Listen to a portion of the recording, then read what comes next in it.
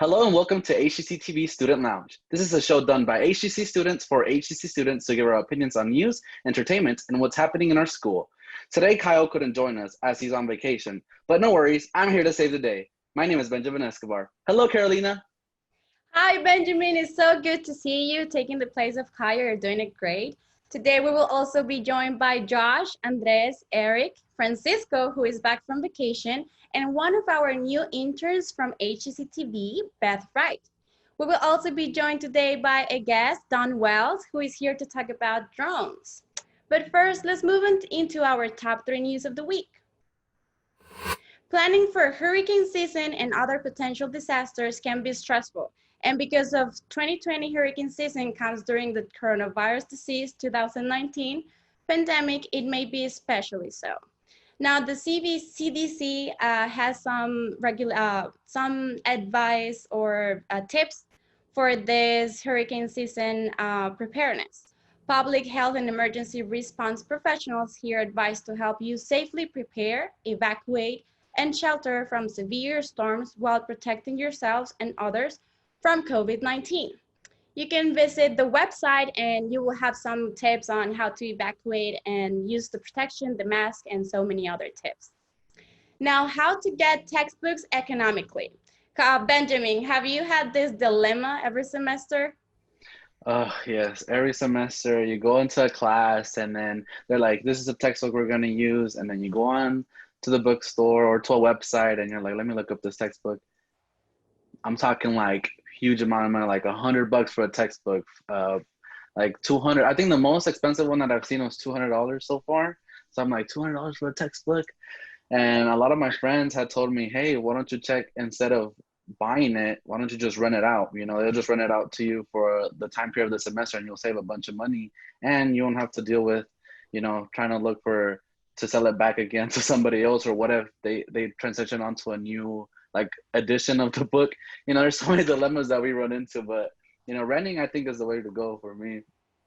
Yeah, I agree. Well, when I started college, I was the one who got my books for the first class and I had them ready and I'll print like the new edition and everything. And then people look me so weird, like, what? Like you have to wait until the first day of class to be sure if you need it, if you only need like a chapter or some other things, but you learn as you go, right? But my tip is maybe check out Amazon or check. Those are really good resources. You can rent, you can buy. You can buy them new or used. So used, I usually do that if I don't find it like in a Kindle edition electronically or all of those resources. But also you can refer to the hccs.edu/online toolkit, like they mentioned last episode, for textbooks and other materials that are available in the bookstore. The HCC bookstore is offering free ground shipping for orders over $25. So maybe that can be another resource to look at. Now, upcoming drive-through concerts. That's a whole new thing to me. I was searching online, Benjamin, and I found that Metallica performed a live concert film exclusively for drive-in theaters across America. And then I was looking for some events here in Houston. And have you been to Axelrad? I have not. I've heard about it. It sounds cool, but I've never been to Axelrod. It's across the street from the main building. I that's where I know it from, but I just never, you know, I'm like, oh, should I go back to the work? I mean, you know, I was like, let me take advantage of the parking spots over there at HCC at 3100, but you know, I don't want to get sold in the middle of the night. Well, now that we're not going to the main campus, I think that whole parking lot is empty, but they're doing a drive-in concert. And it's they're gonna have night drive. I don't know these bands, but they look like they're really cool. Vapor caves and more. And you just have to buy the ticket and you'll have your parking spot. And I think you can just invite anyone to join in your car and you're done. So That that's sounds cool. cool. Yeah, yeah. Well, now let's begin our first topic, which makes way to a great discussion. Nowadays, we're seeing how drones are being used in almost everything, right? In our daily lives, like real estate, architecture, and engineering. But now that can raise questions about privacy and security, which now are being redefined because of the drones. and the way we think about buildings, because they could be flying like on your window, and you can have like the you can have it open so everybody can be able to see you. So should we regulate that? What kind of regulations do you think that we can start having, Benjamin? I think there should definitely be some regulation. I mean, we have to be really careful with planes that are up in the air. You know, sometimes people just buy a drone from Best Buy or wherever, and they think that it's just, let's go up and fly it. But they really don't understand the rules of the 400 feet and where specifically can you hit a plane, because there's some planes that fly really low, especially if you're living around the area like by an airport. You know, those type of areas are kind of like where you can't fly around. So I feel like there should be some type of regulation, and also make people like take like a little online class, or like not something, but like watch a little video and then give them a little quiz about it, and then get them their I guess a registration card from the FAA. So I think that there should be some regulation on that. Yes, I totally agree. And we'll have our guest. He might be able to correct if there are curses maybe in HCC. But what do you think, Eric? What kind of regulations come up to your mind, like about drones? Well, I think that safety is important for drones. You don't want anyone getting hurt or in a way. But I think that drones are being used in a very interesting way nowadays. Like, I know that in the film industry, they're using drones for camera shots, wide shots, shots like what you see in movies like battle movies and stuff like that. And they're doing all kinds of amazing new things. If they can do stuff like that, that's what they could do for in the mainstream. So I think the regulations are important, but if we can find a way to work together and do stuff like making massive, big shot movies, it can work. But I do support following the rules. Do you? Oh, absolutely. I mean, I've never flown a drone before. I know a friend who, he's a photographer and he's getting into videography now. And he bought his drone, and I know, like Benjamin said, I think people don't know how much you have to learn than just like getting your drone and, oh, let's fly, right? But Josh, have you fly any drone before? No, I've never owned a drone. Oh, really? And what do you think about the regulations? Should we come up with something, or is there something that you know already existing? I'm not too familiar with the subject, so I don't know what regulations should or shouldn't be allowed, but I know recently drones have been used for disaster relief, and with the hurricane that hit Lake Charles a couple days ago, last week, it's used to help deliver medical supplies, medicine to unreachable areas, or just like scanning the landscape just to see what damage has been done. Wow, that's so interesting. You made me think about, I was watching this documentary, it's called Elevation, it's about drones. And they ended the show asking our question, like, what if now we're gonna be able to like be in a drone and fly it ourselves? So it could be also helpful for those disasters as well. But well, let's move on into our special guest. Who do you have for today, Benjamin? So today we have one of HCC's very own Don Wells. He also teaches one of the coolest classes that HCC has to offer. And to tell us more about it, we have him here for you. Hi, Don. Thank you for being here. Hi, Benjamin. It's a pleasure to be here. No, nice to have you here too. So Don, tell us a little bit about yourself. What do you do here for us at HCC? Well, I'm a full-time television production manager at the Stafford campus. I operate or help operate Stafford METV, which is the municipal cable channel for the city of Stafford. And so the city contracts with the college to operate their channel, provide program for it. And I've been doing that, well, for a long time. I'll be celebrating 24 years in January. Oh, wow. Well, congrats, 24 years. Let's talk about, so now we're talking about drones and stuff. So how did you get started with the drones? Like, how did that program came about, and how did you get started with them? It's a great question. My boss 8 years ago called me into his office, and he had bought 3 DJI Phantoms. That's before we knew to call them 2 or 3 or 5, right?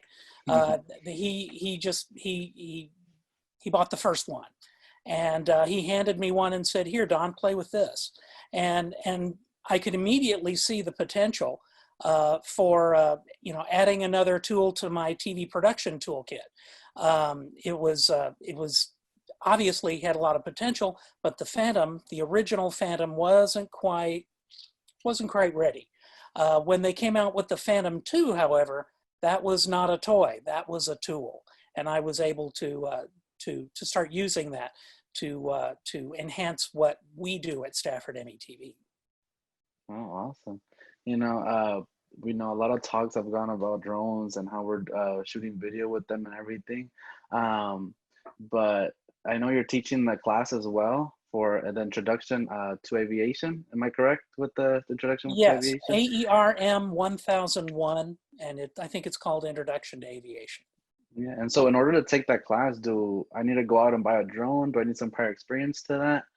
No, you don't need any prior experience. You don't need your own drone. The class is specifically designed to get people ready to take their FAA commercial drone pilot's certificate exam. So you're going to learn about all the stuff that the FAA wants you to know to be able to behave responsibly with your drone.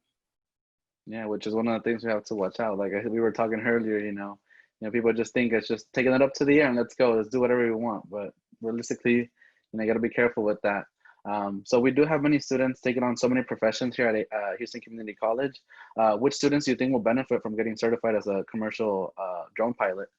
Wow, well, that's a very open-ended question, because drones are used for so many different things. Obviously, my major application is in TV production. I know that it's used often in filmmaking. You almost can't turn on your TV or go to a movie anymore without seeing drone video incorporated into any production. So certainly that.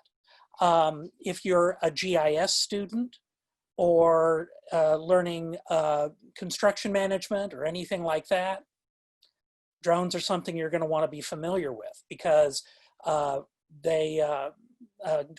construction companies will hire drone pilots to come out and do overflights of a construction site. And if they do periodic overflights, they can find out how well the project is progressing, share that data with people who are out of state, out of the city, out of the country, and keep everybody in the loop about how construction projects are progressing. That's happening a lot. So that would be something very important for people learning construction trades and construction management.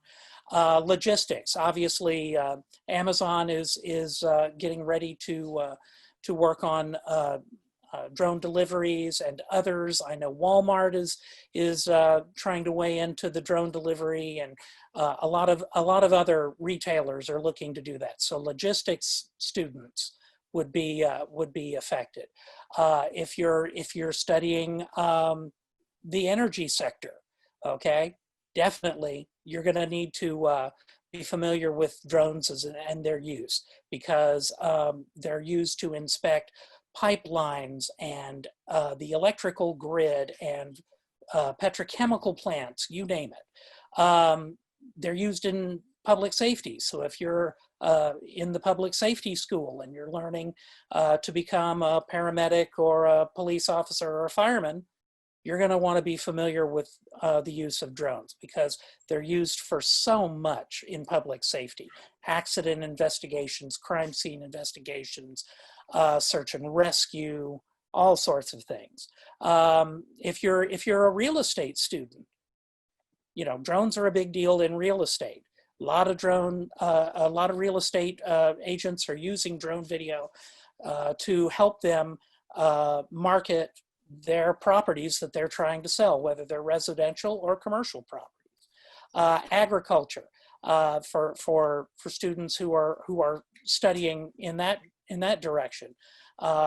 Drones are being used to gauge the health of farmers' crops, figure out where the fields are performing best and where they're underperforming, where they're getting irrigated best and where they need more water, remediation for pests and all of that stuff. They're doing all that information gathering with drones.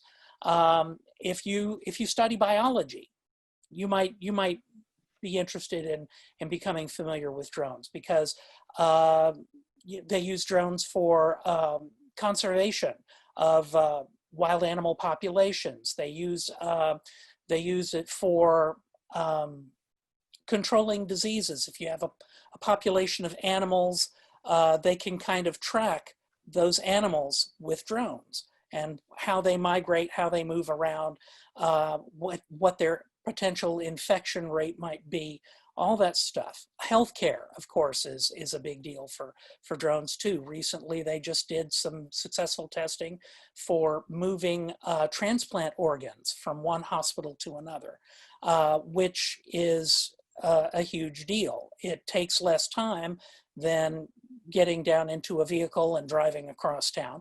You can put it in a drone and it can get there much more quickly and more safely. And with transplantation, every second counts. Every second that you can save improves an outcome for that recipient patient. So that's a big deal. As a matter of fact, in some areas, they're even transplanting donated blood to places that need it using drones, which is a pretty cool thing. If you're studying the insurance industry, drones are a big deal. They use drone video for gauging losses for homeowners, insurance adjusting, all that sort of thing. All that's being used with drone video now.